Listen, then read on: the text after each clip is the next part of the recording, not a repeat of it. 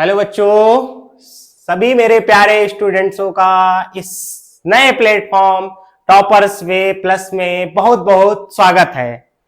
जैसा कि आप लोगों ने पहली क्लास मैथ की वास्तविक संख्याएं या संख्याएं पूरे क्लास का बहुत अच्छे से रिवीजन किया होगा, पढ़े होंगे। उसी वे में जैसा कि कहा गया था कि इसके बाद वाली क्लास किसकी आएगी, साइंस की आएगी।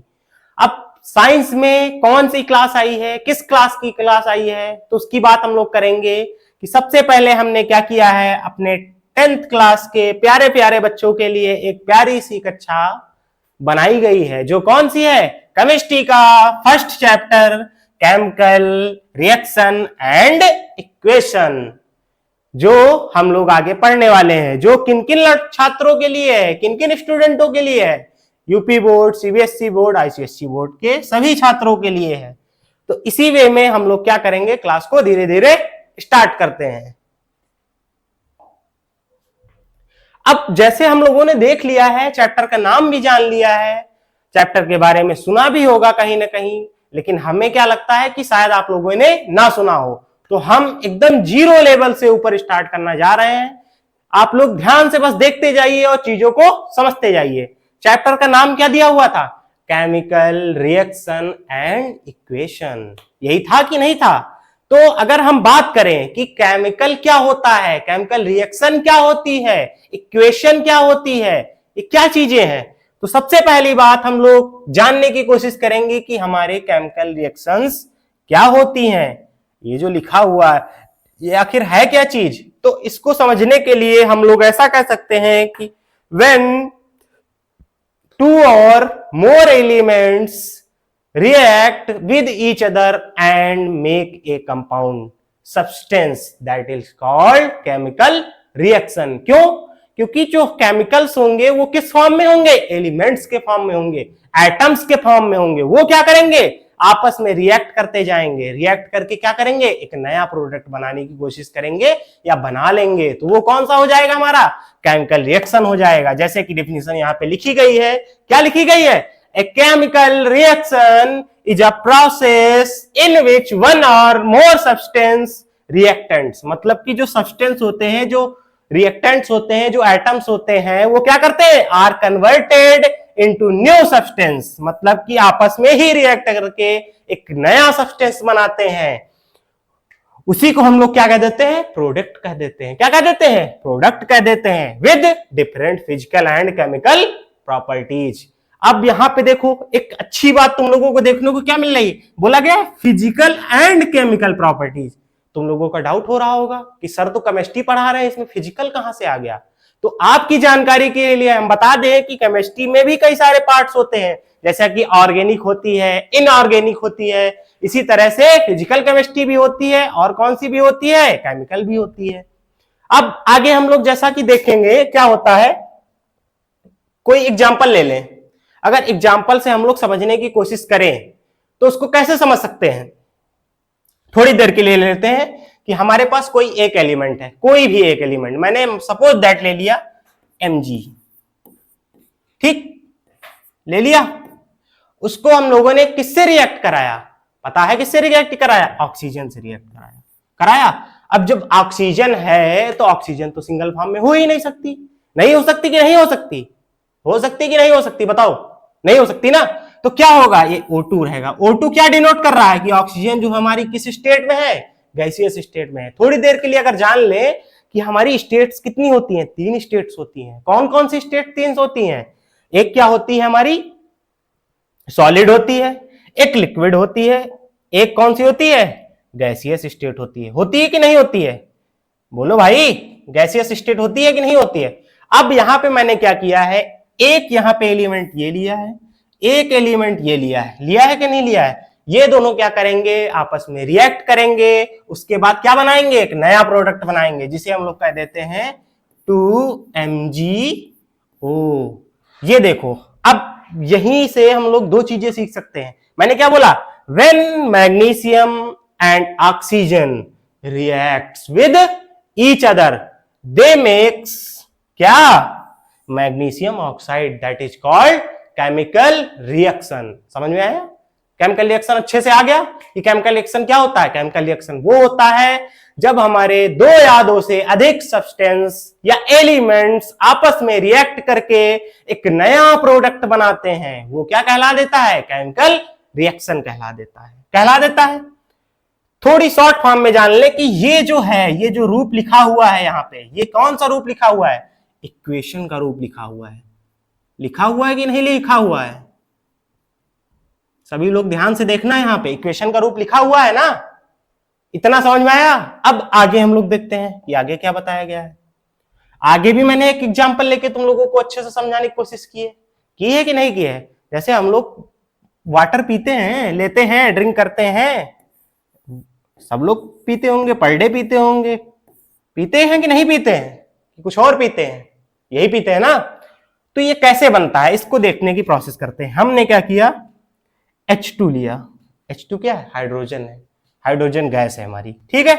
उसके बाद हमने क्या किया, O2 लिया कि नहीं लिया? O2 ले लिया O2। अब क्या किया, मैंने क्या बोला था डेफिनेशन में कि व्हेन टू और मोर एलिमेंट्स या substance react with each other and make a new substance that is called chemical reaction. अब ये क्या बना लेंगे हमारा? H2O बना लेंगे कि नहीं बना लेंगे? और यही हमारा क्या हो जाएगा? वाटर हो जाएगा कि नहीं हो जाएगा? होगा कि नहीं होगा? वाटर होगा ना। हाँ, ये एग्जांपल देख लेते हैं। अब इसको देखो, यहाँ पे कुछ चीजें लिखी हुई हैं, जैसे लिखा है H2। यहाँ पे देख रहे हो कि इस टाइम समझ ले कि अभी आगे चल के जो क्लास आएगी या इसी में शायद पढ़ने को मिले अभी आगे, कि बैलेंसिंग पढ़ाई जाती है। वो भी किसकी? इक्वेशंस की बैलेंसिंग क्यों जरूरत है? क्योंकि लाइफ में भी जैसे क्या हो रहा है कि हम लोग अपना अपना काम कर रहे हैं, कोई अदर काम कर रहा है, कोई कुछ कर रहा है, लेकिन सबकी लाइफ क्या, अगर बैलेंस पोजीशन में है, चीजें बैलेंस वे में हैं, तो वो लाइफ को और स्मूथ तरीके से एंजॉय कर सकेगा कि नहीं कर सकेगा? तो अगर हमारी रिएक्शन लिखी हुई है, ठीक है, अगर हमारी रिएक्शन लिखी हुई है, तो अगर क्या किया जाए, इसको बैलेंस कर दिया जाए, तो क्या होगा? कभी कोई नुकसान होगा हमारा? कोई लॉस होगा? नहीं होगा ना। तो इसके बैलेंसिंग के लिए अगर देखें, यहां पे कितना दिख रहा है हमारा? H2 के 2 दिख रहे हैं कि नहीं दिख रहे हैं? ओनली 2। ये कितने दिख रहे हैं? 2 दिख रहे हैं कि नहीं दिख रहे हैं? बट यहां देख रहे हो कि हाइड्रोजन तो हमारे पास बैलेंस है, बट क्या ऑक्सीजन बैलेंस है? नहीं है ना। तो अगर ऑक्सीजन को बैलेंस करना है तो हमें 2 से यहां पे क्या कराना पड़ेगा? मल्टीप्लाई कराना पड़ेगा। क्यों? क्योंकि मैंने बोला है कि बैलेंस होना रिएक्शंस का बहुत ही ज्यादा जरूरी है। और 10th क्लास में हर एक बोर्ड में क्या होता है कि 2 से 3 नंबर में कोई ना कोई इक्वेशंस दी जाती है, उनको बैलेंस करने के लिए हर बार पूछा जाता है। और वही लगभग सारी रिएक्शंस आज ही मैं एग्जांपल्स में ही तुमको एक वे में बता दूंगा। वो रटनी भी नहीं पड़ेंगी, ना याद करनी पड़ेंगी, केवल क्या करनी पड़ेंगी? समझनी पड़ेंगी। अब देखो मैंने क्या किया, यहां पे 2 से मल्टीप्लाई करा दिया, बट देखा तो हमारा ऑक्सीजन तो बैलेंस हो गया, लेकिन अब हाइड्रोजन क्या हुआ? हमारा इधर उधर चला गया। क्यों? पहले तो 2 थे, अब 2 जार कितने हो गए? 4 हो गए। यहां पे बचे कितने हमारे पास? 2 ही बचे। तो क्या करेंगे, यहां भी हम लोग 2 से मल्टीप्लाई करा देंगे। ये इक्वेशन हो गई हमारी बैलेंस। अगर बात की जाए केमिकल रिएक्शन की, जो हमारी सबसे बिटर जो रिएक्शन होगी, कि जिसको कोई भी इधर उधर नहीं कर सकता है, वो इस फॉर्म में लिखी जाएगी, बैलेंस फॉर्म में लिखी जाएगी। क्या होगी?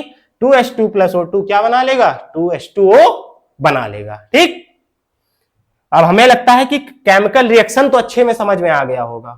आ गया? आगे देखते हैं। अब बताया गया कि जैसे मैंने बोला कि केमिकल रिएक्शन हो गया, आगे दिया हुआ था इक्वेशन। क्या होता है ये इक्वेशन? अच्छा, इक्वेशन तो बताई गई होगी ना, कि जैसे बचपन में भी पढ़े होंगे, 7th क्लास में, 8th क्लास में, 9th क्लास में, उसके बाद 10th में आए ना। तो 8th क्लास में जैसे हम लोगों ने पढ़ा होगा अलजेब्रिक एक्सप्रेशन चैप्टर मैथ में, उसमें लिख दिया जाता था x² + 2x + 3 = 0 दे दिया गया। बोला गया ये हमारा क्या है? इक्वेशन दिया है, इसको क्या करो? फैक्टराइज करो। तो ये देख रहे हो ना कि हमारा सिंबलिक फॉर्म में है, सिंबल्स दिए हुए हैं, न्यूमेरिक वैल्यू भी है, बट क्या है यहाँ अलजेब्रिक वैल्यू भी है कि नहीं है? इसमें है ना। तो ये क्या रूप ले रहा है? हमारा सिंबल का रूप ले रहा है कि नहीं ले रहा है? सिंबल को प्रोड्यूस कर रहा है कि नहीं कर रहा है? तो ये क्या हो गया? हमारा इक्वेशन हो गई। इसी तरीके से अगर बात करें इक्वेशन क्या होती है, तो इक्वेशन के लिए लिखा गया है कि a chemical equation is the symbolic representation of a chemical reaction using chemical formulas and क्या सैंबल्स की तो बात कर रहे हैं। क्यों? क्योंकि जितने भी हमारे एलिमेंट्स दिए गए हैं केमिस्ट्री में उनके हर एक के सैंबल भी दिए गए हैं, तो सैंबल के साथ साथ उनके एटॉमिक नंबर्स भी दिए गए हैं। दिए गए हैं कि नहीं दिए गए, जिससे क्या हो हमको आसान वे में रिपीट करके याद कर पाए। क्यों? क्योंकि जब हम लोग रिएक्शन करेंगे तो ऐसा नहीं लिखेंगे कि हाइड्रोजन ऐसे पूरा नाम लिखने नहीं लगेंगे, ऑक्सीजन पूरा नाम नहीं लिखने लगेंगे, क्या करेंगे उसकी शॉर्ट फॉर्म लिखने की कोशिश करेंगे। तब क्या होगा, हमारी प्रॉपर एक इक्वेशन बनके तैयार हो जाएगी कि नहीं हो जाएगी। तो अगर बात करें कि इक्वेशन क्या कहता है, इक्वेशन ये कहता है कि व्हेन केमिकल रिएक्शन, जब भी हम किसी न किसी केमिकल रिएक्शन को सिंबॉलिक फॉर्म में रिप्रेजेंट करने के लिए कोई सिंबल्स का यूज करते हैं तो वो क्या कहला देते हैं, केमिकल इक्वेशन कहला देते हैं। कहला देते हैं कि नहीं कहला देते हैं। अब जैसे बात करते हैं कि इनके एग्जांपल्स के बारे में, तो क्या हो सकता है हमारा, जैसे अभी हम लोगों ने फॉर्मेशन ऑफ वाटर पढ़ा कि नहीं पढ़ा, उसमें हम लोगों ने क्या लिया था कि नहीं लिया था, H2+O2 बना लिया था, हमारा H2O बनाया था कि नहीं बनाया था। तो ये क्या किया मैंने, यहाँ पे तो लिख दिया थ्योरी रूप, सॉरी यहाँ पे तो जैसे मैंने देखो लिख दिया, यहाँ पे थ्योरी में ऐसे लिख दिया कि फॉर्मेशन ऑफ वाटर, क्या इतने से कुछ हमें समझ में आ रहा है। लेकिन अगर इसकी इक्वेशन की बात करें तो ये इक्वेशन लिखी हुई कि नहीं लिखी हुई, लिखी है ना।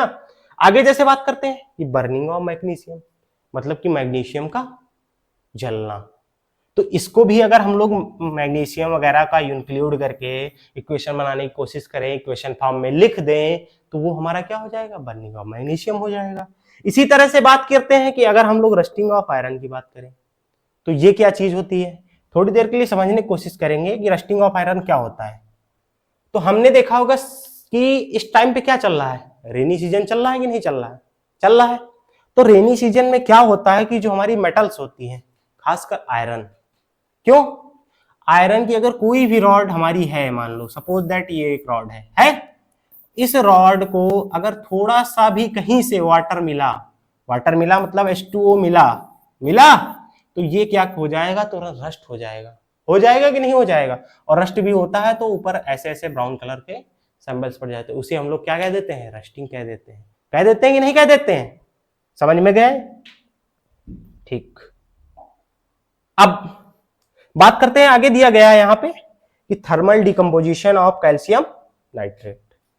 ठीक है, इसकी बात कर लेते हैं कि अभी तो डिकम्पोजिशन का मतलब हम टाइप्स ऑफ रिएक्शन में समझेंगे, बट डिकम्पोजिशन अगर एक लाइन में भी समझने की कोशिश करें तो क्या होता है, डिकम्पोज हो जाना। मतलब अगर कोई भी एक केमिकल है वो दूसरे केमिकल के साथ अगर रिएक्ट कर रहा है तो उसी में पूरा वो मिल जाए, घुल जाए, तो वो क्या हो जाता है, डिकम्पोजिशन ऑफ रिएक्शन हो जाता है। इसकी अभी प्रॉपर बात हम लोग करने वाले हैं।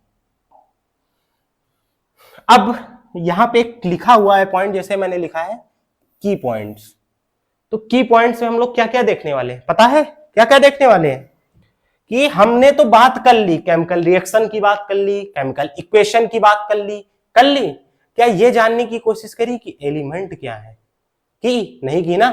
और क्या ये जानने की कोशिश हम लोगों ने की कि रिएक्टेंट्स क्या होते हैं, क्या ये जानने की कोशिश की कि हमारे प्रोडक्ट क्या होते हैं। तो एक शॉर्ट फॉर्म में हम आप लोगों को बता दें कि जैसे एलिमेंट्स लिए, बोला गया एलिमेंट्स, अभी हम इतनी देर से तुमको समझा रहे हैं कि ना कि व्हेन टू और मोर एलिमेंट्स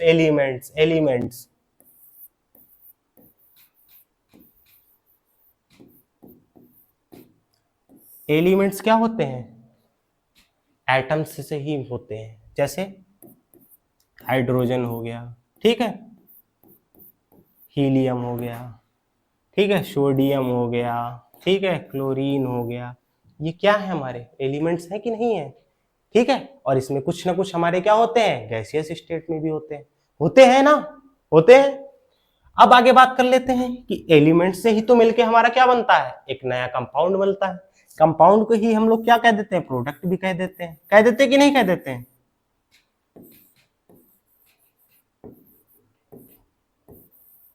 प्रोडक्ट कहते हैं। तो ये क्या होता है, इन्हीं के द्वारा, मतलब एलिमेंटों के द्वारा ही क्या होना, एक नए एलिमेंट का बनना, क्या कहला देता है? कंपाउंड कहला देता है। और क्या कहला देता है? प्रोडक्ट कहला देता है। समझे? और इसी में बात आती है कहीं कहीं पे सब्सटेंस की, आती है कि नहीं आती? तो उसको भी अगर जानने की कोशिश करें कि सब्सटेंस क्या होता है।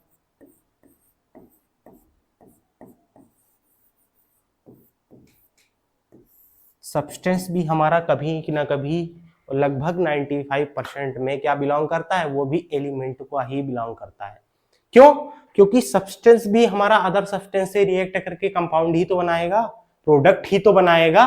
बनाएगा कि नहीं बनाएगा? तो ये क्या बता दिया गया कि केमिकल रिएक्शन में जो हमारे छोटे छोटे चीजें आती हैं उनको भी आसान वे में समझा दिया गया। समझा दिया गया। आया समझ में कि नहीं आया? आ गया होगा। आगे थोड़ा देखते हैं इसके बाद क्या बताया। आगे बताया क्या गया है कि electron, proton and neutron are the fundamental sub atomic particles that make up atom. अभी हम लोगों ने एलिमेंट की बात की कि नहीं की? बट ये होता है कि जो एलिमेंट भी है वो कहां से आया है, एलिमेंट में क्या क्या चीजें हैं। थोड़ी देर के लिए इसको अगर समझने की कोशिश करते हैं, एलिमेंट्स में हमारी क्या होता है? तीन चीजें हो जाती हैं। कौन कौन सी आ जाती हैं? इलेक्ट्रॉन आ जाता है, और क्या आ जाता है? प्रोटॉन आ जाता है, और क्या आ जाता है? न्यूट्रॉन आ जाता है। आ जाता है कि नहीं आ जाता है? आ जाता है। और इसी के जस्ट पहले इसीलिए बताया गया है, यहां पे क्या बताया गया है कि electron, proton and neutrons are the fundamental sub atomic particles that make up atom. वो क्या बना लेते हैं? एटम बना लेते हैं, एक तत्व बना लेते हैं। बना लेते हैं कि नहीं बना लेते हैं? तो अब थोड़ी सी बात कर लेते हैं इन इलेक्ट्रॉन, प्रोटॉन और न्यूट्रॉन के बारे में। कर ली जाए क्या होती है। ये तो तुम लोगों ने 9th क्लास में पढ़ा होगा कि नहीं पढ़ा होगा, बट एक बार थोड़ी सी शॉर्ट डिटेल हम देना चाहेंगे। जैसे लिखते हैं फर्स्ट पे क्या? इलेक्ट्रॉन। अच्छा, ये इलेक्ट्रॉन क्या होता है पता है? इलेक्ट्रॉन क्या होता है पता है? ये निगेटिव चार्ज का एलिमेंट। तुम लोगों को अगर बताया गया होगा तो क्या बताया गया होगा कि ये हमारा क्या है? निगेटिव चार्ज का एलिमेंट है कि नहीं है? है ना? ये किस लिए निगेटिव है? अच्छा, ये इलेक्ट्रॉन आया है, एक नाम दिया गया है, तो किसी न किसी ने तो इसे इन्वेंट किया होगा कि नहीं किया होगा? तो अगर बात करें तो इसे इन्वेंट करने वाले कौन थे? हमारे जे थॉमसन साहब थे कि नहीं थे? वो भी कब इन्वेंट किया था? अरे कोई ना कोई डेट रही होगी, कोई ना कोई ईयर रहा होगा कि नहीं रहा होगा? तो कौन सा था? 1897 था। और इसके बारे में प्रॉपर डिटेल हम अभी आपको दे रहे हैं। अभी सिर्फ इतना जान रहे हैं कि इनको इन्वेंट कौन, क्यों? क्योंकि ये कभी ना कभी क्या होता है कि ऑब्जेक्टिव टाइप क्वेश्चंस में पूछ लेता है, 1 या 2 नंबरों में पूछ लेता है कि नहीं पूछ लेता है। तो बात करते हैं आगे प्रोटॉन की। इन सब चीजों को तुम लोग नोट्स बना लेना और प्रॉपर लिख लेना, ये बहुत काम आने वाली चीजें हैं। इसको किसने इन्वेंट किया था? एक हमारे रदरफोर्ड थे कि नहीं थे? रदरफोर्ड तो 2 लोग थे, बताया गया होगा। 2 लोग थे कि नहीं थे? उसमें से एक रदरफोर्ड जी थे, उन्होंने क्या किया था? प्रोटॉन को इन्वेंट किया था। वो भी कौन से थे? हमारे अर्नेस्ट रदरफोर्ड थे।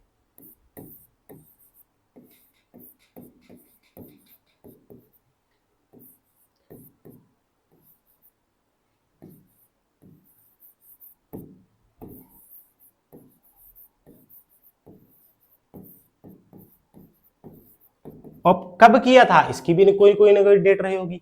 अगर इन सब की प्रॉपर अगर थ्योरी जाननी हो, थ्योरी पढ़नी हो, तो आपको 9th क्लास में बताई गई होगी कि इलेक्ट्रॉन कहाँ से आया है, प्रोटॉन कहाँ से आया, न्यूट्रॉन कहाँ से आया।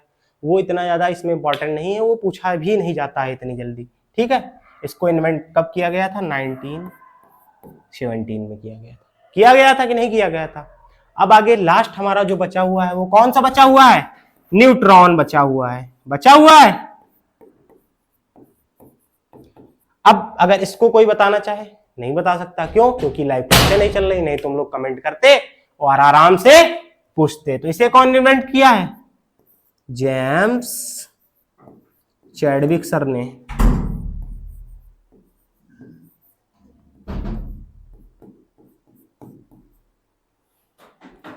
किया है कि नहीं किया है? वो भी कब किया था? 1932 में किया था। अब एक बात और करेंगे कि एक और क्वेश्चन कभी न कभी मिल जाता है, कभी न कभी बन जाता है। क्या कि ये तो हमारे छोटे छोटे पार्टिकल्स के पार्ट हो गए कि नहीं हो गए? हो गए ना। तो इनका क्या होता है? कोई ना कोई मास होता है, हर एक एलिमेंट का होता है, लेकिन इनका भी कोई स्पेसिफिक मास होता है। क्या होता है? अगर इलेक्ट्रॉन की बात करें तो इसका क्या वेट होता है? अरे बताओगे यार, क्या वेट होता है? नहीं पता? मैं बता दे रहा हूं, देखना सबके आगे मैं लिखे दे रहा हूं, आराम से देख सकते हो तुम लोग। कितना होता है इसका? 9.11 इंटू 10⁻। अब देखो यहां पे पावर का भी खेल तुमको क्या करेगा, राजा सर मैथ में सिखाएंगे कि पावर हमारी माइनस में कब होती है और प्लस में क्या होती है, उनकी वैल्यू कैसे निकालते हैं। अभी के लिए हम लोग केमिस्ट्री पढ़ रहे हैं तो डायरेक्ट वैल्यू लिख लेते हैं। क्या होती है? -31 और केजी होता है।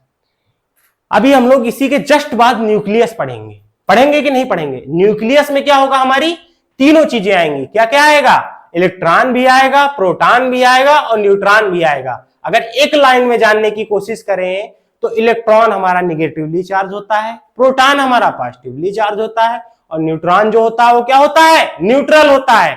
और ये तीनों चीजें हम लोग अभी न्यूक्लियस में देखने वाले हैं। प्रोटॉन और जो न्यूट्रॉन रहेगा वो क्या रहेगा? हमारा न्यूक्लियस के मिड में प्रेजेंट रहेगा, न्यूक्लियस के सेंटर पर प्रेजेंट रहेगा कि नहीं रहेगा? रहेगा ना। और जो हमारा इलेक्ट्रॉन रहेगा वो कहां पे चला जाएगा? उसका कोई है रीजन? वो हमारा क्या किया जाता है? बताया गया है कि cell by cell, round to round proton और न्यूट्रॉन के चारों तरफ चक्कर लगाया करता है, मूव किया करता है कि नहीं किया करता है। अब बात कर लेते हैं थोड़ी देर की, जैसे इलेक्ट्रॉन तो मैंने बता दिया, बट प्रोटॉन का भी तो हमारा कोई ना कोई वेट होता होगा। तो इसका हमारा होता है 1.67 इंटू 10⁻27 होता है, केजी में होता है। अब बात क्या करते हैं कि प्रोटॉन तो हमारा पॉजिटिव चार्ज का हो गया, न्यूट्रॉन हमारा न्यूट्रल होता है, और जो वेट होता है वो प्रोटॉन और न्यूट्रॉन का दोनों का सेम ही होता है। तो ये हम लोगों ने क्या पढ़ लिया? इलेक्ट्रॉन, प्रोटॉन और न्यूट्रॉन के बारे में शॉर्ट में थोड़ी सी डिटेल ले ली, क्योंकि ये आगे चल के धीरे धीरे केमिकल रिएक्शंस में हमारी मदद करने वाला है। उसके लिए अभी हम आगे देखते हैं कि किस में मदद करेगा, किस चीजों में ये बात करेगा। अब देखो आ गया ना, मैंने क्या कहा था कि इसके बाद हम लोग क्या पढ़ेंगे? न्यूक्लियस पढ़ेंगे न्यूक्लियस। ये देखो एक स्ट्रक्चर यहां पे बनाया गया है कि नहीं बनाया गया है न्यूक्लियस का? इससे क्या दिख रहा है, क्या समझ में आ रहा है कि ये जो हमारा है ये न्यूक्लियस का सेंटर ऑफ द मास है। यहां पे कौन कौन सी चीजें प्रेजेंट है? एक तो हमारा न्यूट्रॉन है, एक तो हमारा क्या है? प्रोटॉन है, जो क्या है? पॉजिटिवली चार्ज है कि नहीं है? और दिखाया ये जा रहा है कि जो इलेक्ट्रॉन है वो हमारे चारों तरफ राउंड टू राउंड सेल्स में चक्कर लगा रहा है। ये जो है हमारा क्या है? ये इलेक्ट्रॉन है, मतलब E- है। क्यों? क्योंकि ये क्या होता है? निगेटिव चार्ज का होता है, इसीलिए इसको किससे दिखाया जाता है? E- से दिखाया जाता है कि नहीं दिखाया जाता है? अब शायद क्वेश्चन बन रहा होगा, क्या क्वेश्चन बन रहा होगा कि ये जो इलेक्ट्रॉन है क्या कोई ऐसी पावर है या कोई ऐसी शक्ति है कि किस वजह से ये यहां घूम रहा है? इसको भी तो जानना चाहोगे कि नहीं जानना चाहोगे? क्यों घूम रहा है? कि अगर हम लोग बात करें, जैसे मान लो तुम लोग देख रहे हो वीडियो, तो इसमें से क्या होगा कि कुछ लोग होंगे थोड़ा ज्यादा हाई लेवल के होंगे, कुछ लोग होंगे थोड़ा कम लेवल के होंगे। अगर चीजों को सही वे में चलाने की कोशिश करें तो जो हाई लेवल के हैं उनको अगर लो लेवल के साथ मैच करा दिया जाए तो लो लेवल वाला भी बढ़ जाएगा, हाई लेवल वाला भी ज्यादा डाउन नहीं पड़ेगा ना। तो क्या होगा? दोनों के बीच में क्या होगा? एक आपस में अट्रैक्शन बढ़ेगा कि नहीं बढ़ेगा? ना कोई अमीर कहलाएगा, ना कोई गरीब कहलाएगा, ना कोई रिच होगा, ना कोई पुअर होगा। फिर यही बात होगी कि नहीं होगी। तो यहां पे जैसे लिया गया है इसीलिए कि इलेक्ट्रॉन हमारा निगेटिव होता है, ये पॉजिटिव होता है, तो जब भी क्या करता है इलेक्ट्रॉन उधर भागने की कोशिश करता है, पॉजिटिव चार्ज खट से इसको तुरंत क्या करता है यहाँ पे लेके चला आता है। और जब यहाँ पे लेके चले आता है तो हमारा जो ये प्रोटॉन है यहाँ पे और ये जो इलेक्ट्रॉन है, तो इन दोनों के बीच में क्या लगता है, एक अट्रैक्टिव फोर्स लगता है कि नहीं लगता है।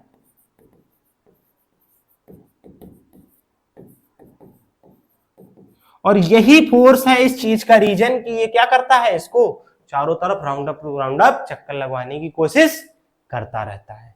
अब न्यूक्लियस के बारे में हम लोगों को समझ में आया कि नहीं आया, आ गया।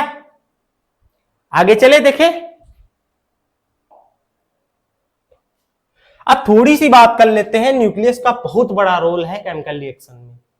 न्यूक्लियस का ही रोल है, क्या रोल है कि न्यूक्लियस से हम लोग क्या करेंगे कि न्यूक्लियस में इलेक्ट्रॉनों का कॉन्फ़िगरेशन सीखेंगे कि इलेक्ट्रॉनों को कैसे हम लोग सेल्स में भर सकते हैं, कैसे उनको पुट कर सकते हैं, ये सीखेंगे कि नहीं सीखेंगे।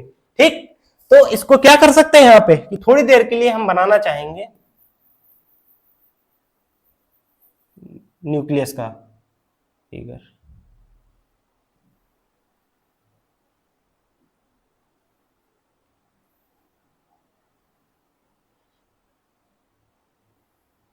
ठीक है, ये मान लिया हमने न्यूक्लियस का एक फिगर है। फिगर पे मत जाना, हाथ से ड्राइंग हो रही है, ठीक है, बट थोड़ा सही करने की कोशिश करते हैं, क्योंकि कोशिश करने से कभी पीछे नहीं हटना चाहिए और कोशिश करने वालों की कभी हार नहीं होती है। यही तो हमें सिखाया गया है, यही तो हमें पढ़ाया गया है कि नहीं पढ़ाया गया है कि हमेशा जब तक जीवन पर्यंत हम लोग कुछ नहीं कर लेते हैं तब तक हमें कोशिश करती रहनी चाहिए। बोलो, करते रहना चाहिए ना। ये न्यूक्लियस बना हुआ है, मैंने क्या बात किया था अभी कि इसके सेंटर में क्या होता है, हमारा प्रोटॉन और न्यूट्रॉन रहता है। जो किस चार्ज में रहता है, प्रोटॉन हमारा पॉजिटिव चार्ज में रहता है, न्यूट्रॉन न्यूट्रल में रहता है, जो इधर उधर रिएक्ट नहीं करता है। जो रिएक्शन होती है वो प्रोटॉन और न्यूट्रॉन के बीच में ही होती है कि नहीं होती है। अब आगे बात करते हैं कि मैंने मान लिया कि इलेक्ट्रॉन क्या कर रहा है, इधर उधर मूव कर रहा है कि नहीं कर रहा है, आराम से मूव कर रहा है। क्यों, क्योंकि हमारा जो इलेक्ट्रॉन है ये हम लोग इलेक्ट्रॉन फ्लो करा रहे हैं, ये इलेक्ट्रॉन बह रहा है चारों तरफ, बह रहा है ना, मान लिया थोड़ी देर के लिए। अब ये मान ले कि ये तुम लोग कहोगे कि जैसे इलेक्ट्रॉन प्रोटॉन न्यूट्रॉन तो बात कर ली, लेकिन क्या होता है कि इनका एक नंबर भी तो होता है कि हमें बोला जाता है कि इतने इलेक्ट्रॉन है, इतने प्रोटॉन है, इतने न्यूट्रॉन है। बोलते हैं कि नहीं बोलते हैं, बोलते हैं ना हम लोग। तो कैसे निकालते हैं, किस वे से निकालते हैं, तो सिर्फ मैं यहाँ पे बहुत ही आसान वे में तुमको बताने की कोशिश करूंगा, सिर्फ केवल देखते जाना, आराम से ध्यान से समझते जाना। मैंने यहाँ पे लिख दिया 2n² लिख दिया कि नहीं लिख दिया, यहाँ पे 2n² लिख दिया। अब कुछ नहीं देखना है, पहले एक बात और जान लो कि जैसे मैं पढ़ा रहा हूं, तुम लोग पढ़ रहे हो, तो एक काम करना, जितने भी लोग क्लासे कर रहे हो सब लोग अपना अपना नाम कमेंट में देना, अपना अपना नाम करना, करोगे ना। किस लिए, क्योंकि जो हमारी ये सेल्स बनी हुई हैं, तो सेल्स को ऐसे नहीं डिनोट किया जा सकता है, नाम दे के डिनोट किया जाता है। अरे ऐसे किसी को बुलाओगे, ऐसे खड़े हो किसी को बुला दो, ए इधर आ, ये कर ले वो कर ले, तो ऐसा क्या सही लगता है, नहीं सही लगता ना। तो इसीलिए क्या किया गया है, साइंस में भी केमिस्ट्री में भी हम लोगों ने हर एक चीज का नाम दिया हुआ है। तो इन सेलों का भी नाम दिया हुआ है। क्या नाम दिया हुआ है यहाँ पे, अगर देखने की कोशिश करें तो क्या नाम दिया हुआ है, इसको पहली वाली सेल को क्या बोल दिया गया, के बोल दिया गया है। इसको क्या बोल दिया गया है, एल बोल दिया गया है। इसको क्या बोल दिया गया, एम, और जो चौथी वाली आएगी वो एन हो जाएगी। इसी टाइम अगर बनाना चाहें तो थोड़ी देर के लिए ये बना लेते हैं, बना लिए, कोई दिक्कत यहां तक। अब देखो आगे क्या हो सकता है, यहाँ पे कुछ कर सकते हैं हम लोग, बिल्कुल कर सकते हैं। क्या कर सकते हैं, देखो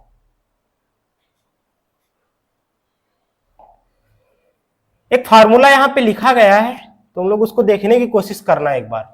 ये जो 2n² लिखा हुआ है ये क्या है आखिर, ये कहां से आया, सिर्फ इतना समझना। मैंने क्या बताया कि मैंने 4 सेल्स ली, कौन कौन सी ली है यहाँ पे, एक के ली है, के, एल, एम और एन। और ये कौन कौन से नंबर की सेल्स हैं, ये 1 है हमारी, और कौन सी है हमारी, ये हमारी 2 है, ये हमारी क्या है 3 है, और ये क्या है 4 है कि नहीं है ना। तो उससे क्या हो सकता है हमारा, देखो ये हमारी 1 हो गई और ये हमारी 2 हो गई। 1 मिनट रुकना जरा, मैं कलर बदल लूं, ठीक है।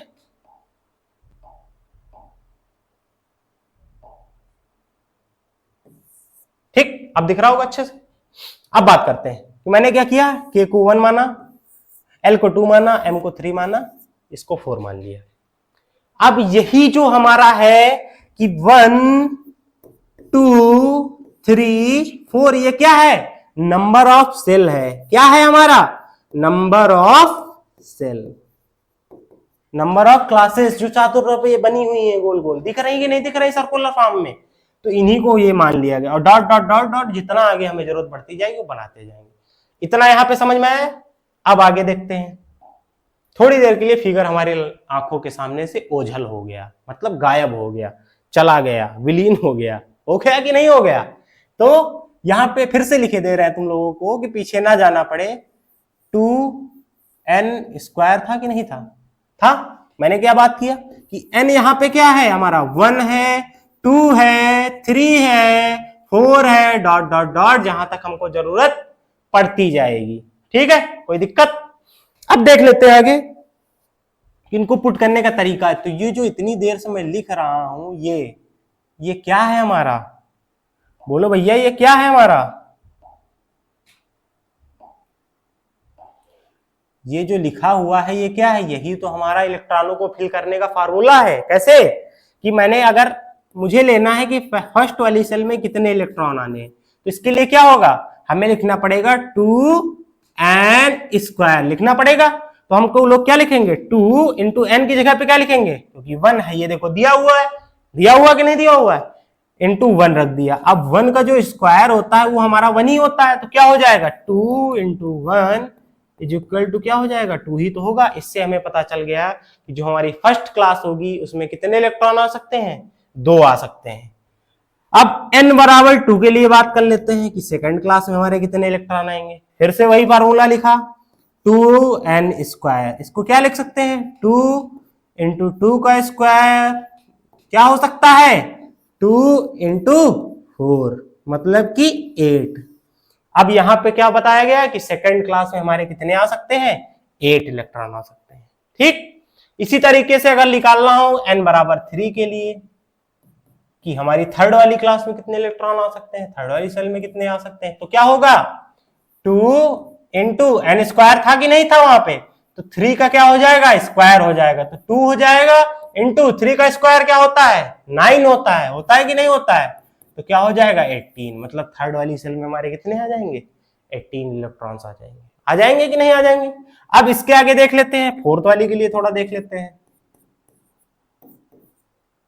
2n² था, 4 रख दिया यहां पे, इसका स्क्वायर हो गया कि नहीं हो गया, तो क्या हुआ 2 इंटू 16 बराबर 32 हुआ ना, हो गया। इतना समझ में आया कि नहीं आया। अब यहां से हम लोगों को पता चल चुका है कि अगर हमें इलेक्ट्रॉन भरने हैं तो किस फॉर्म में भरे जाएंगे, कैसे क्या किया जाएगा, कि हम लिख सकते हैं कि जो इलेक्ट्रॉनों का भरने का तरीका होगा वो क्या होगा, पहले में 2, फिर 8, फिर 18, फिर 32, इसी प्रोसेस में आगे बढ़ता चला जाएगा कि नहीं चला जाएगा।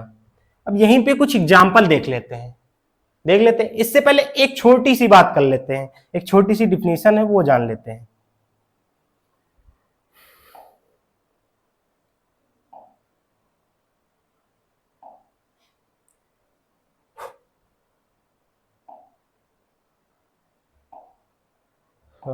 एक वैलेंसी नाम तुम लोगों ने सुना होगा कि नहीं सुना होगा, कि वैलेंसी क्या होती है, सुना होगा ना, बताओ भैया, नहीं सुना, मैं बताता हूं।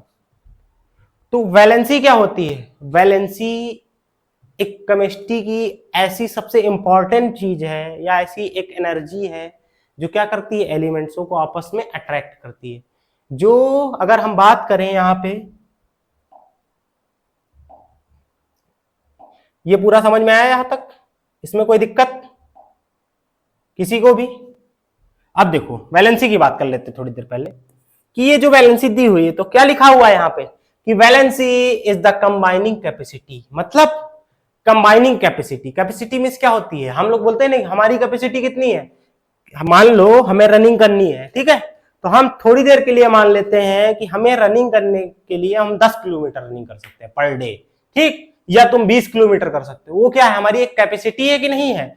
तो बताया गया है कि वैलेंसी क्या होती है, हमारी कंबाइनिंग कैपेसिटी होती है। मतलब कि जो हमारा रिएक्शन होता है दो एलिमेंट्सों के बीच में, तो उसकी कैपेसिटी क्या है, किस चीज की? इलेक्ट्रॉनों को इधर उधर ट्रांसफर करने की, इलेक्ट्रॉनों को साझा करने की कैपेसिटी क्या है, इसकी बात की जाएगी तो वो हमारी क्या होगी, वैलेंसी होगी। अगर पूरी डेफिनेशन पढ़ना चाहें तो क्या पढ़ सकते हैं कि valency is the combining capacity of an element, it measures how many chemical bonds an item need to form an object. मतलब कि अगर बात करें यहां पे कि वैलेंसी क्या शो कराती है, पहली बात तो कंबाइनिंग कैपेसिटी सब शो कराती है। दूसरा ये दिखाती है कि हमारे जो दो एलिमेंट्स हैं वो आपस में अट्रैक्ट है कि नहीं है, तो वो किस बॉन्ड से अट्रैक्ट है, मतलब उनके बीच में जो इलेक्ट्रॉनों का कॉन्फ़िगरेशन हो रहा है, इधर से उधर इलेक्ट्रॉन आ जा रहे हैं, दोनों से रिएक्ट कर रहे हैं, तो किस वे में कर रहे हैं, कितने कर रहे हैं, वही क्या कहला देता है, हमारा वैलेंसी कहला देती है। कहला देती कि नहीं कहला देती है? फॉर एग्जाम्पल के लिए हम लोग देख लेते हैं कि hydrogen atom can from one bond, so it is called one valency. क्यों? क्योंकि हाइड्रोजन के पास एक ही होता है, एक ही इलेक्ट्रॉन होता है, तो वो क्या करेगा, अपना एक ही इलेक्ट्रॉन तो इधर उधर ट्रांसफर कर पाएगा, कहीं से लेके थोड़ा ना आएगा कि दूसरा उठा लाया। समझ गए? तो वैलेंसी समझ में आई। अब अपने टॉपिक पे वापस चलते हैं हम लोग। क्या था हमारा, न्यूक्लियस चल रहा था, इलेक्ट्रॉनों को भरना सीख रहे थे नहीं सीख रहे थे। अब तुमको कुछ एग्जांपल्स में लेके समझाता हूं कि वैलेंसी निकाली कैसे जाती है, क्योंकि याद नहीं करना है कि हाइड्रोजन की 1 होती है, कार्बन की 2 होती है, ऑक्सीजन की ये होती है, नियॉन की ये होती है, सोडियम की ये होती है, कैल्शियम की ये होती है, ऐसे याद नहीं करना, निकालना है। थोड़ी देर के लिए लेते हैं, मान लो हमने सोडियम ले लिया, बट एटॉमिक नंबर सबके याद होने चाहिए कि नहीं होने चाहिए? तो सोडियम का कितना होता है हमारा, 11 होता है कि नहीं होता है एटॉमिक नंबर? मैंने क्या बोला, अगर इस पे जाए, यहाँ पे इसीलिए मैंने लिखा है, इस पे जाए तो क्या कर सकते हैं कि पहले वाली जो सेल होगी उसमें कितने आएंगे हमारे, 2 ही तो आएंगे। यहां पे बना ले अगर छोटा सा,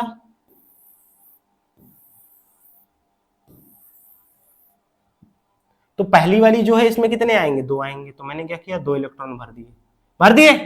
अब दूसरी वाले में मैंने पढ़ा है कितने आ सकते हैं, 8 आ सकते हैं, तो दूसरी वाले में मैंने कितना भर दिया, 8 भर दिया। 2 3 4 5 6 7 8, यहां पे हमने क्या किया, 8 इलेक्ट्रॉन भर दिए कि नहीं भर दिए? भर दिए ना। लो भाई 8 इलेक्ट्रॉन हमने भर दिए, बट देख रहे होगे कि 8 और 2 हमारे हो तो 10 ही रहे ना, एक तो फिर भी यहां पे हमारा बचा जा रहा है कि नहीं बचा जा रहा है?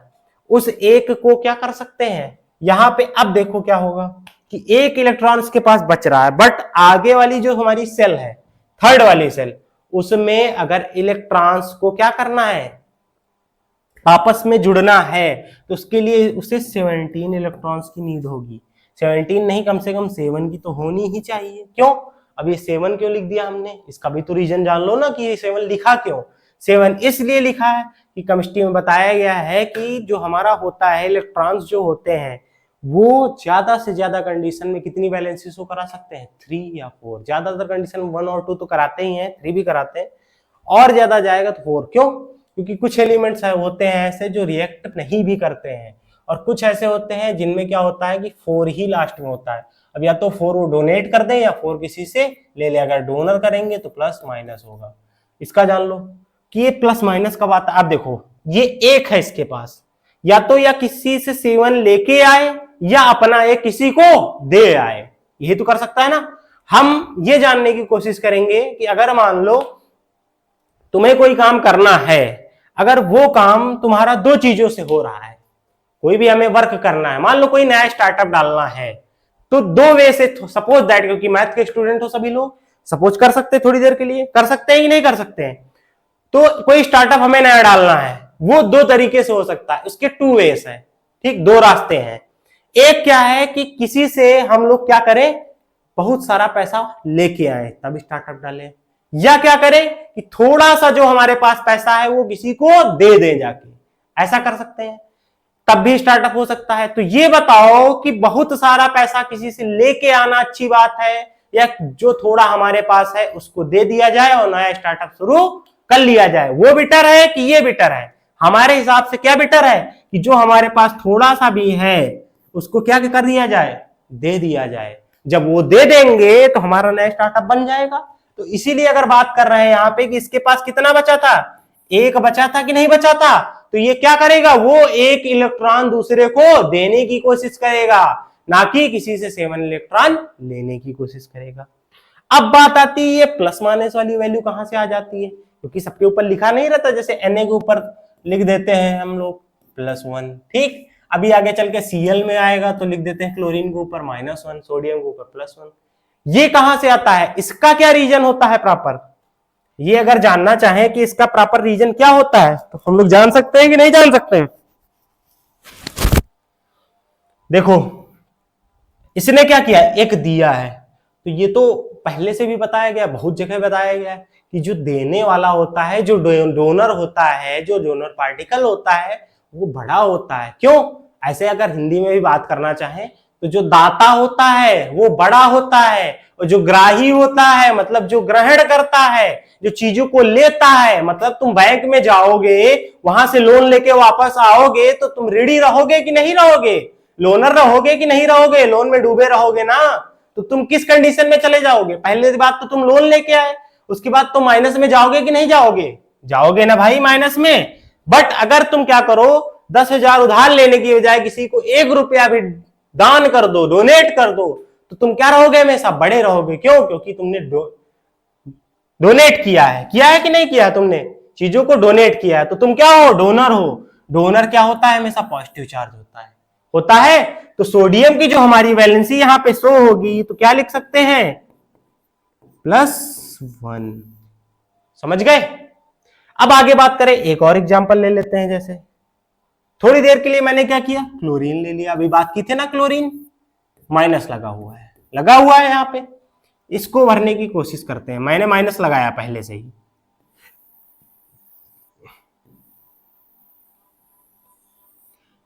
सेकंड बना लिया, थर्ड बना लिया, ठीक, क्योंकि 3 में भी हो जाएगा। मुझे पता है कि जो क्लोरीन होती है इसका जो एटॉमिक नंबर होता है वो कितना होता है, 17 होता है। अब हम लोग क्या करेंगे, इलेक्ट्रॉनों को भरना शुरू करेंगे। यहां पे मुझे पता है कि प्रोटॉन है, यहां से भरना शुरू करते हैं। तो सबसे पहले क्या बताया गया कि सबसे फर्स्ट वाली सेल में कितने भर सकते हैं, 2 ही तो भर सकते हैं। तो एक यहां पे ले लिया और एक यहां पे ले लिया कि नहीं ले लिया। उसके बाद क्या कर सकते हैं हम लोग, आगे वाली नेक्स्ट वाली कितने, 8 ले सकते हैं कि नहीं ले सकते हैं। तो आगे वाली मैंने क्या किया, 1 2 3 4 5 6 7 8, मतलब 1 2 3 4 5 6 7 8। कोई दिक्कत किसी को, समझ में पूरा आ रहा है कि नहीं आ रहा है, जल्दी से बताओ, आ रहा है ना। ये मैंने क्या किया, 8 इलेक्ट्रॉन इसमें रख दिए। अब देख रहे हो कि इन दोनों को मिला के हमारे कितने हो रहे हैं, 10 ही तो हो रहे हैं। अभी हमारे पास 7 बचे हुए हैं, बट मैंने क्या बताया था कि जो 7 बचे हुए हैं अब क्या होगा, वो नेक्स्ट क्लास में जाएंगे, आगे वाली कक्षा में जाएंगे कि नहीं जाएंगे। तो क्या होगा, यहाँ पे क्या आएगा हमारा, 1 आ गया, मान लो 2 आ गया, ये 3, ये 4, ये 5, ये 6 और ये 7 आ गया। सब पे क्या होगा, हमारा निगेटिव चार्ज होगा कि नहीं होगा। क्यों, क्योंकि इलेक्ट्रॉन हमारा किस चार्ज का होता है, निगेटिव चार्ज का। अब 7 तो मैंने भर दिया, लेकिन क्या ये दिखा रहा है कि ये कंप्लीट सेल हमारी है, लास्ट वाली थर्ड वाली नहीं है। क्यों, क्योंकि मैंने बताया है कि सेलों को कंप्लीट होने के लिए कम से कम नहीं तो 2 8 18 और 32 होना चाहिए, बट इसमें तो 7 है। और ये भी बताया कि मान लो 32 नहीं हो पा रहे हैं तो इसके जस्ट पहले वाली जो सेल है वो उसका ही रूप ले लेगी, वो उसी में ही हो जाएगी। कैसे, इसके जस्ट पहले वाली जो सेकंड क्लास थी हमारी, ये सेकंड वाली है कि नहीं है? ये सेकंड है। इसमें कितने इलेक्ट्रॉन आ सकते थे? 8 आ सकते थे। 8 मैंने पूरे भर दिए। जो इसके बाद वाली जो हमारी है, ये सेल बनी हुई है, इसमें तो 7 ही है हमारे पास, है ना? भी 7 ही है। एक की कमी पड़ रही है, जस्ट इसके पहले वाले का रूप ले लेंगे, मतलब सेकंड वाले का, थर्ड वाले को सेकंड वाले का रूप लेने के लिए 1 इलेक्ट्रॉन की कमी पड़ रही है। अब बताओ कि तुम क्या करोगे? सातों सबको दे ही दोगे कि एक किसी से ले लोगे? अगर तुम्हारा काम बन रहा है, तुम्हारा वर्क हो जा रहा है, तुम क्या सोचोगे कि हम क्या करें, किसी ना किसी से 1 इलेक्ट्रॉन ले लें। 1 इलेक्ट्रॉन ले ले तो जब क्या होगा, तुम्हारे पास चेकिंग आएगी, तुम्हारे पास चेक करने वाले आएंगे, तो तुम क्या दिखा दोगे कि मैंने किसी से 1 इलेक्ट्रॉन ले लिया, और उसको दिखाने की कोशिश क्या करोगे, हमारा जो पूरा सेल क्या है, कंप्लीट है। इसकी 7 होगी तो क्या होगा, 1 इसके साथ आएगा, तो जब लोगे तो किसमें होगा, माइनस में होगा कि नहीं होगा? मतलब इसको क्या होगा, क्लोरीन को हमेशा 1 की नीड रहेगी। जब 1 की नीड रहेगी तो वो क्या दिखाएगा, 1 माइनस दिखाएगा कि नहीं दिखाएगा? तो इसीलिए बोला जाता है कि क्लोरीन की जो वैलेंसी होती है वो क्या होती है, -1 होती है। अब ये एग्जांपल्स लेके मैंने समझाया है, तुम लोग क्या करना, अपना कम से कम 25 तक एटॉमिक नंबर से याद करना, ठीक है? उसके बाद उनकी वैलेंसी निकालने की कोशिश करना, ठीक? आगे देखते हैं। अच्छा, अब यहां पे लिखा हुआ है, क्या लिखा हुआ है, चेंजेस लिखा हुआ है। अब यहां से प्रॉपर, अभी तक ये तुम्हारा जो चल रहा था, एक केमिस्ट्री का इंट्रोडक्शन चल रहा था, ठीक है? केमिस्ट्री में केमिकल रिएक्शन के चैप्टर का इंट्रोडक्शन चल रहा था कि यहां से हम लोग ऐसा ऐसा कर करके ये जो हमारी केमिकल्स हैं ऐसे फाउंड कर सकते हैं, ऐसे मेक कर सकते, ऐसे बना सकते हैं। हमें चीजों को रटना नहीं है, चीजों को समझना है। हम धीरे धीरे क्या करेंगे कि जितनी सारी रिएक्शंस करते जाएंगे, उनको क्या करेंगे, समझ के बनाने की कोशिश करेंगे, ना कि रटने की कोशिश करेंगे। मैंने क्या बोल दिया, 2CO + O3 बराबर हमने क्या बना लिया, CO2 रिलीज करा दिया, ये करा लिया, वो करा लिया। ऐसा नहीं करना है। क्या करना है, हमें यहाँ पे चीजों को देखना है कि कौन सा कंपाउंड किसके साथ रिएक्ट करेगा, कौन सा एलिमेंट किसके साथ मिलेगा, किसके साथ नहीं मिलेगा, ठीक? कोई दिक्कत यहाँ पे? अब आगे देखते हैं कि यहां पे बात की गई चेंजेस। जैसे हम लोग अगर बात करें जो होता है पहला चैप्टर, उसमें सबसे स्टार्टिंग में ही ये चीजें बताई गई कि चेंजेस हमारे 2 तरीके के होते हैं। एक कौन सा होता है, फिजिकल चेंज होता है, एक केमिकल चेंज होता है। इससे पहले भी मैंने अभी एक चीज बताई हुई थी कि हमारी जो केमिस्ट्री बोली गई, फिजिकल चेंज या केमिकल चेंज अभी पीछे आया था कि नहीं आया था, उस चीजों को अच्छे समझ लेते हैं।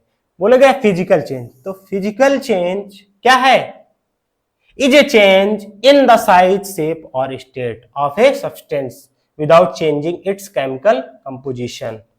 No new substance. मतलब कि केमिकल चेंज रिएक्ट ना हो, मतलब फिजिकल चेंज वह चेंज होता है, बात करें कि physical change as a change that किसमें चेंज हो, स्टेट में चेंज हो, ठीक है? उसके शेप बदल जाए।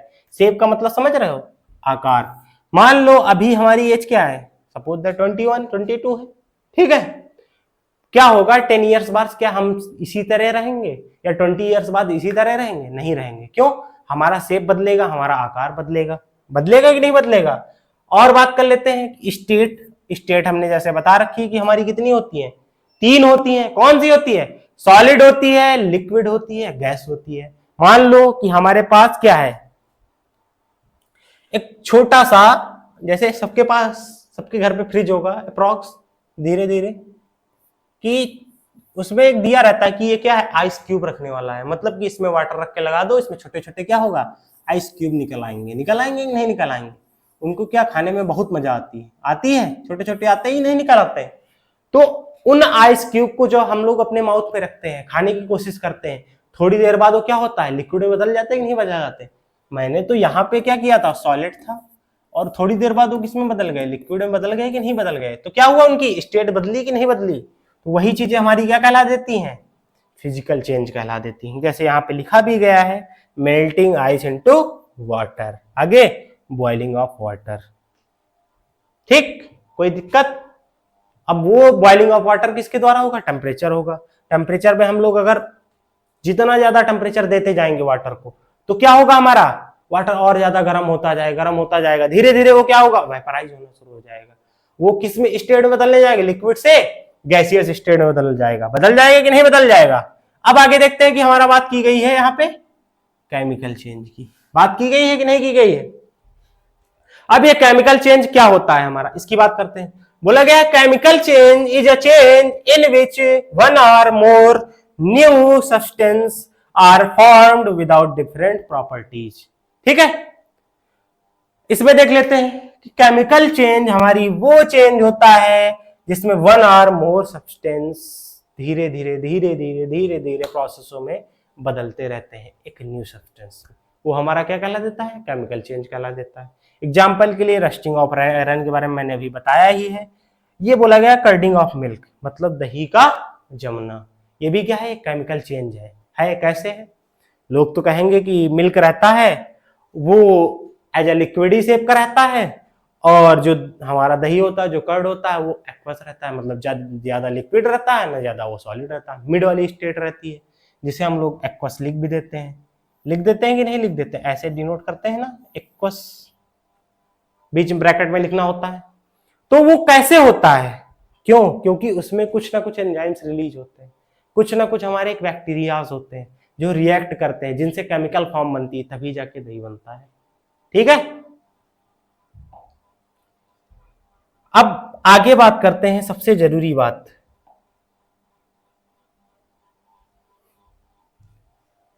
अभी हम लोगों ने क्या पढ़ा, केमिकल रिएक्शन पढ़ा, इक्वेशन पढ़ा, इक्वेशन को फॉर्म करना पढ़ा, इक्वेशन को बैलेंस करना पढ़ा, वैलेंसी पढ़ी, वैलेंसी कैसे निकालनी वो पढ़ी, न्यूक्लियस के बारे में पढ़ा, इलेक्ट्रॉन पढ़ा, प्रोटॉन पढ़ा, न्यूट्रॉन पढ़ा कि नहीं पढ़ा। अब हम लोग पढ़ते हैं क्या, टाइप्स ऑफ केमिकल रिएक्शन, मतलब केमिकल रिएक्शंस के प्रकार। ठीक है, पढ़े। यहां पे मेनली जो 10th क्लास है वहां पे कितने बताए गए हैं, प्रॉपर 5 बताए गए हैं, समझ गए, 5 होते तो और ज्यादा हैं, लेकिन अभी के लिए इतने पर्याप्त हैं, तुम लोगों के लिए बहुत है। और ये मान लो तुम लोग ध्यान से सुनना, ये बात बार बार नहीं बताऊंगा, इस एक पेज के पीपीटी के एक पेज से बोर्ड पेपर में तुम लोगों के कम से कम 2 से 3 नंबर का क्वेश्चन आने वाला फिक्स है, ये जान लो तुम लोग। कम से कम 2 नंबर 3 नंबर दे के ही जाएगा। इन 5 चीजों को तुमको याद कर लेना है आराम से, समझ गए। और इनकी एक एक चीज को मैं प्रॉपर बताने वाला हूं, क्योंकि हर एक चीज के तो प्रकार कहीं ना कहीं बताए जाते हैं ना। तो यहां पे हम लोग बात कर रहे हैं केमिकल रिएक्शंस के टाइप्स ऑफ केमिकल रिएक्शंस। पहला बताया गया यहां पे जैसे लिखा है कॉम्बिनेशन ऑफ रिएक्शन, मतलब कॉम्बिनेशन रिएक्शन क्या होती है। जैसे बात करते हैं कि 10th क्लास में हो, सपोज दैट कि गर्ल्स का एक अलग क्लासरूम है, बॉयज का एक अलग क्लासरूम। क्या किया जाए कि किसी दिन कोई ऐसा रीजन हो जाए कि आधे बॉयज ना आए आधी गर्ल्स ना आए, तो क्या बोला जाए कि आज दोनों क्लासों को उठा के कंबाइन चलाया जाएगा। क्यों कंबाइन का मतलब क्या हुआ, दोनों को उठा के कंबाइन चलाया जाएगा, इस बात पे ध्यान देना, कंबाइन चलाया जाएगा मतलब उनको जोड़ दिया जाएगा। जोड़ा जाएगा कि नहीं जोड़ा जाएगा, जोड़ा जाएगा ना। तो जब क्या होता है, when 2 or more elements and substance attract ना and make a new substance, that is called combination reaction। मतलब 2 या 2 से अधिक तत्व आपस में जुड़कर एक नया जो एलिमेंट बनाते हैं, जो तत्व बनाते हैं, वो कॉम्बिनेशन रिएक्शन कहलाती है। अब क्या करना है, थोड़ी देर के लिए यहां बता दे रहा हूं मैं कि जो हमारे यूपी बोर्ड के बच्चे हैं हिंदी मीडियम के, उनको टेंशन लेने की जरूरत नहीं है। उन लोगों की अलग से प्रॉपर हिंदी में, प्रॉपर हिंदी तो हिंदी में पूरी क्लास आने वाली है, जल्द से जल्द आएगी। ठीक है, उसके लिए परेशान नहीं होना। ठीक, कॉम्बिनेशन रिएक्शन समझ में आई। अगर इसके एग्जाम्पल की बात करें, इसके पहले भी वैसे मैंने लिखा था Mg था हमारा, था कि नहीं था, बताओ जल्दी। Mg था ना, उसके बाद हमारा O2 था, ये क्या बना लिया था, मैग्नीशियम ऑक्साइड बना लिया था कि नहीं बना लिया था, बनाया था कि नहीं बनाया था। अब देखो, अगर यहां पे हम लोग सीखेंगे बैलेंस करना भी इसी टाइम सीख लेते हैं। ये कॉम्बिनेशन रिएक्शन का एग्जांपल है, इसको याद कर लेना, काम भी आएगा बहुत ज्यादा। यहां पे देख रहे हो ऑक्सीजन के पास कितने हैं, 2 हैं। यहां पे ऑक्सीजन के पास कितने हैं, 1 है। तो अगर इसको यहां से 2 से मल्टीप्लाई करा दे तो क्या हो जाएगा, ऑक्सीजन के 2 हो गए, हो गए। यहाँ पे ऑक्सीजन के 2 हो गए कि नहीं हो गए, और मैग्नीशियम के भी हमारे 2 हो गए, हो गए। अब देखो बट यहाँ पे क्या हुआ, मैग्नीशियम के 1 ही बचा हुआ है। तो क्या ना करें कि यहाँ पे 2 से मल्टीप्लाई अगर करा दें तो मैग्नीशियम भी कंप्लीट, ऑक्सीजन भी, और मैग्नीशियम ऑक्साइड भी कंप्लीट है। कंप्लीट कि नहीं कंप्लीट है। अगर इसका दूसरा एग्जांपल देखने की कोशिश करें, इसको मान लेते हैं फर्स्ट कॉम्बिनेशन बी, अगर देखें दूसरा, तो इसको क्या कर सकते हैं, जैसे मान लो थोड़ी देर के लिए कार्बन मोनोऑक्साइड, ठीक, इसको किसके साथ रिएक्ट कराया, ऑक्सीजन के साथ रिएक्ट कराया, O2 के साथ रिएक्ट कराया, वो भी ऑक्सीजन गैस के साथ। तो ये क्या बना लिया, अगर क्या बनाएगा बताओगे जल्दी, CO2 बनाएगा, मतलब कार्बन डाइऑक्साइड गैस बनाएगा। अच्छा एक चीज, ये जो मैं ऐसे कर दिया मैंने, इसका मतलब जानते हो तुम लोग कि नहीं जानते हो, क्या होता है, ये गैस को दिखा रहा है कि ये गैसियस स्टेट है।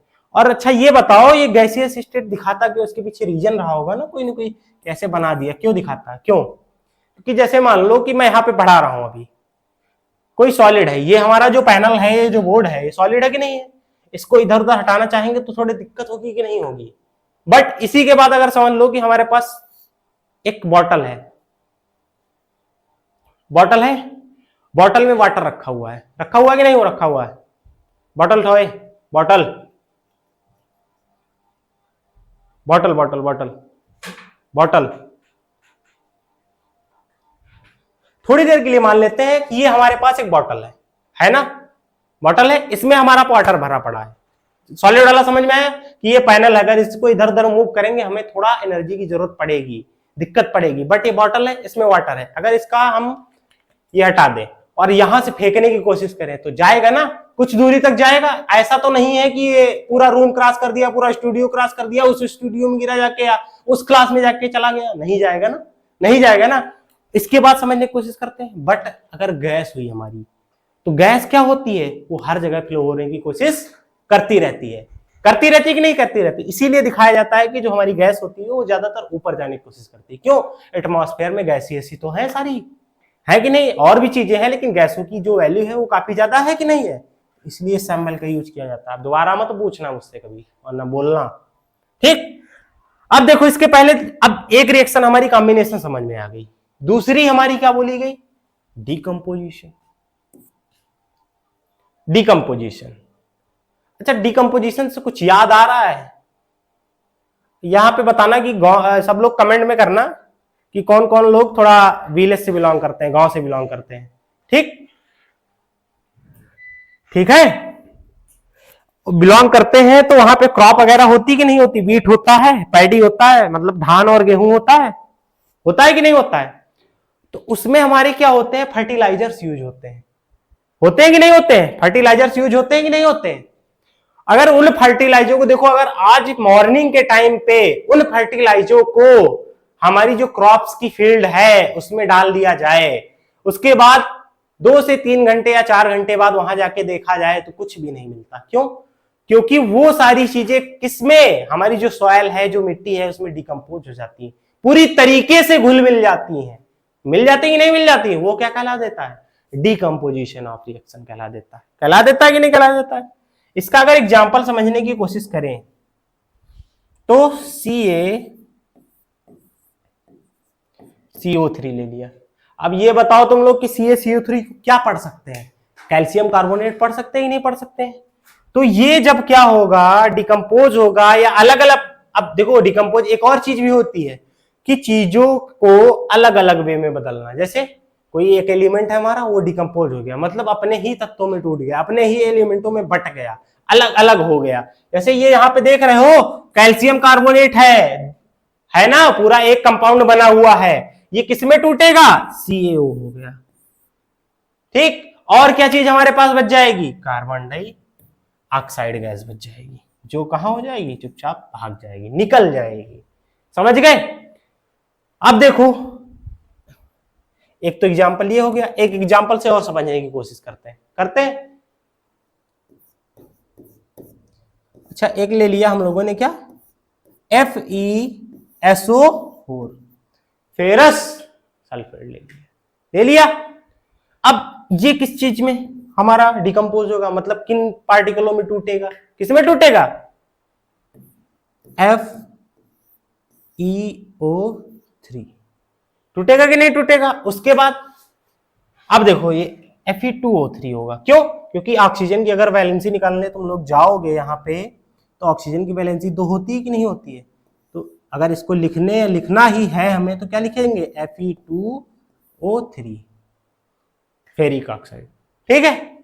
उसके बाद क्या बच जाएगा हमारा यहाँ पे, SO2 मतलब सल्फर डाइऑक्साइड निकल आएगा। देख रहे हो यहाँ पे पूरा एक हमारा कंपाउंड था, ये किस किस में टूट गया, इसमें और इसमें, समझ में आया, आ गया। अब आगे देखते हैं कि और क्या बची हुई। अब यहाँ पे तीसरी बताई गई डिस्प्लेसमेंट रिएक्शन, मतलब क्या, डिस्प्लेस। अच्छा किसी स्टूडेंट का क्या कोई सपना होगा ना कि हमें क्या करना है, गवर्नमेंट जॉब लेनी है कि नहीं लेनी है, तो बोलते नहीं तुम्हें डिस्प्लेस कर दिया गया, मतलब तुम्हें उस स्थान से हटा के दूसरे स्थान पर भेज दिया गया। मतलब आज मान लो थोड़ी देर के लिए मैं यहाँ पे पढ़ा रहा हूँ, कल को मैं क्या करूँ, थोड़ा दूसरी जगह पे पढ़ाने लगूँ, क्या हो जाएगा, मेरा डिस्प्लेस हो जाएगा कि नहीं हो जाएगा, डिस्प्लेसमेंट हो जाएगा, मेरा क्या हुआ, प्लेस चेंज हो गया कि नहीं हो गया, तो वो क्या कहला दिया, डिस्प्लेसमेंट ऑफ रिएक्शन। एग्जाम्पल के लिए समझने की कोशिश करते हैं, जैसे Zn मैंने ले लिया।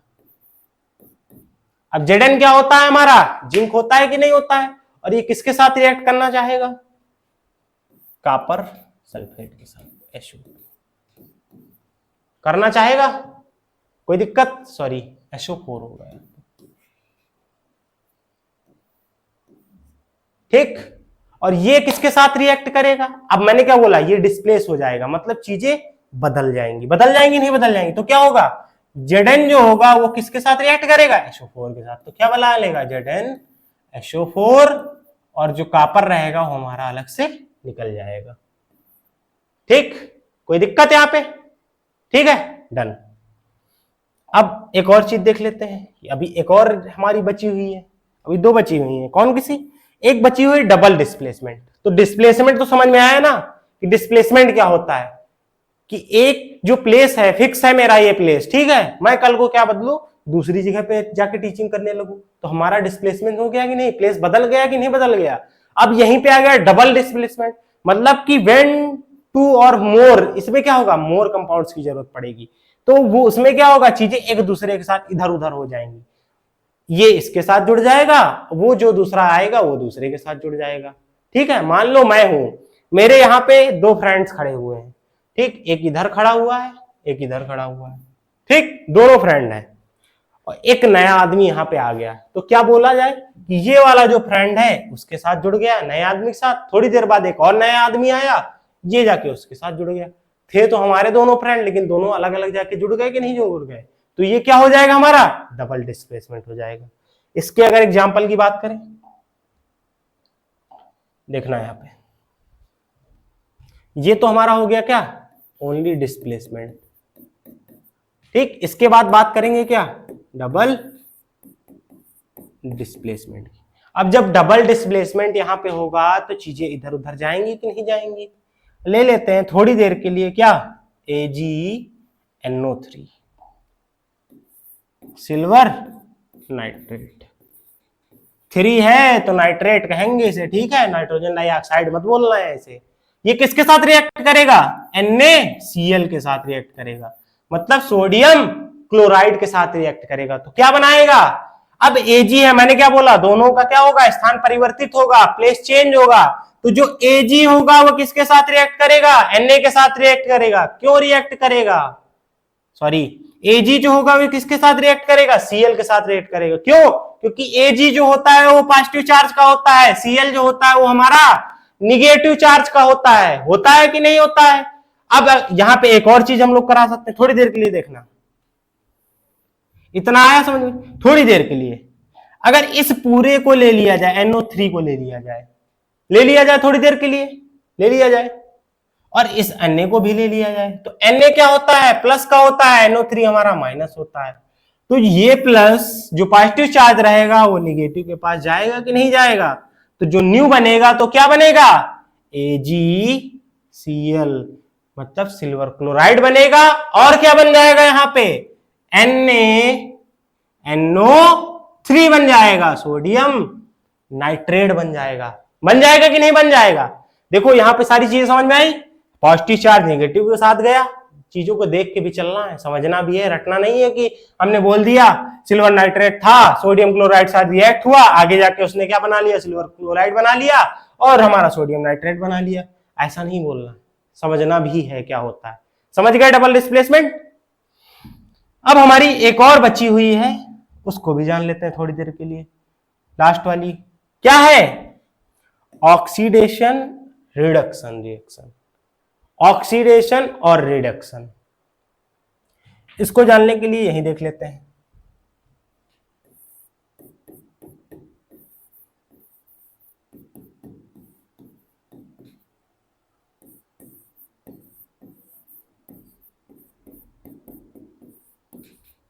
रिडक्शन, ठीक।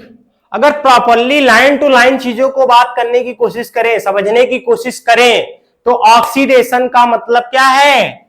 लॉस, मतलब कि कमी। और कमी तभी होगी जब चीजें निकल के दूर चली जाएंगी। ऐसे समझ रहे हो? अभी मान लो सब लोग फैमिली के साथ रह रहे हो, ठीक है, धीरे धीरे बड़े होगे तो क्या होगा? तुम्हारी फैमिली नहीं बनेगी, तुम क्या करोगे? अलग जाने की कोशिश करोगे।